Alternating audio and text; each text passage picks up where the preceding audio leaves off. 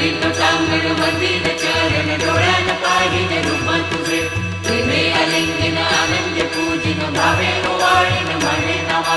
त्वमेव माता पिता त्वमेव त्वमेव बंधु सखा त्वमेव त्वमेव विद्या तरणं त्वमेव त्वमेव सर्वं मम देव देव कायेन वाचा मनसेन्द्रियेण वा बुद्ध्यात्मना वा प्रकृति स्वभाव करोमि यज्ञं सकलं परस्मै नारायणाय समर्पयामि अच्युतं केशवं रामनारायणं कृष्णदामोदरं वासुदेवं श्रीधरं माधवं गोपिकावल्लभं जानकी नायकं रामचन्द्रं हरे राम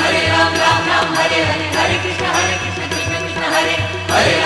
राम राम राम हरे हरे हरे कृष्ण कृष्ण कृष्ण हरे हरे राम